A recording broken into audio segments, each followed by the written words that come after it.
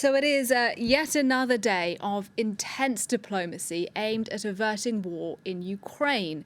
The UK Prime Minister Boris Johnson is this afternoon in Kyiv. He's meeting there with Volodymyr Zelensky, the Ukrainian president. Now, meanwhile, also this afternoon, the top US diplomat Antony Blinken has spoken by phone to the Russian Foreign Minister Sergei Lavrov.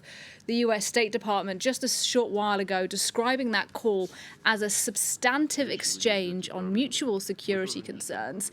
It also said that Blinken urged Russia to immediately withdraw its troops from the Ukrainian frontier. Now, covering all of this for us today is our chief foreign editor, Rob Parsons. And Rob, what do you make of these various Western diplomatic attempts today to reach out both to Ukraine and to Russia? Well, I mean, purely and simply, it is to avert what could be a catastrophic conflict in Ukraine.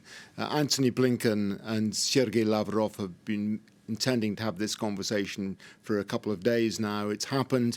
No big surprises there. Probably no great progress has been made. The talks described in diplomatic talk as being substantive. Antony Blinken repeated the US and NATO position that Russia should de-escalate, remove its troops from the border, and that there were plenty, as you mentioned in your introduction, there were substantive issues which they could talk about, and the United States was more than willing to do that. So far, the Russians, who have not yet formally replied to the document that the Americans and NATO sent to President Putin, have said that they're not shifting their position. But let's wait and see. Otherwise, we've seen lots of support from the Western alliance, which is holding up pretty strongly in support of Ukraine. Today we had, you mentioned Boris Johnson in Ukraine. A very welcome guest, it has to be said.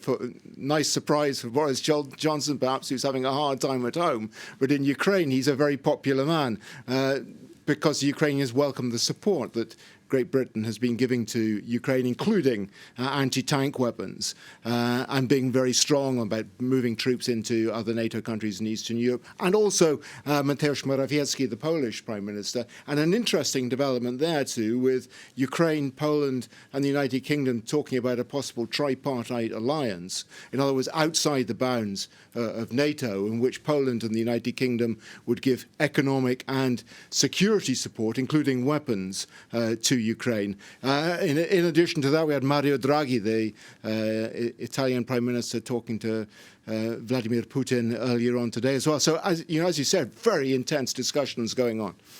Interestingly, though, we do also today, at the same time, have a visit by the Hungarian leader, Viktor Orban, to Moscow. He's meeting with Putin today, and perhaps that trip seems a little out of sync with this sort of Western alliance that's trying to support Ukraine to an extent. Yeah, from the European Union's point of view, this is the possible fly in the ointment, because Viktor Orban has gone his own way for several years now, particularly on EU foreign policy. He's forged his own path, and that includes developing a close relationship with Vladimir Putin. And he's made it clear before he went on this trip that he had no intention of doing anything to harm that relationship. He wants to develop economic relations even more, in particular, and this is interesting in the wider context of what's going on in Europe, between Europe and Russia at the moment. He wants more Russian gas. And Vladimir Putin today has promised him that there would be more, and celebrated the fact that the gas that he was sending to Hungary was 5 times cheaper than the gas that the European Union is paying for its gas. So, that is going on. Is he likely to start to get out of step on Ukraine? Well, hard to say really at this point. It's interesting that Poland and Hungary, which are in many respects are moving pretty much in lockstep on the issue of relations with Russia, are completely at odds with each other. Poland is very hardline on standing up against Russia. Hungary is taking a different position, has a slightly fractious relationship, it has to be said, with Ukraine as well. That dates back about 4 years or so to a law that was introduced in Ukraine on languages for minorities, including Hungarians, but also, interestingly, to 2015, when the Hungarians were opposed to sanctions against Russia for the invasion of Crimea in 2014. So will they do the same again this time? We'll wait and see. Thanks very much indeed, Rob Parsons, for us there.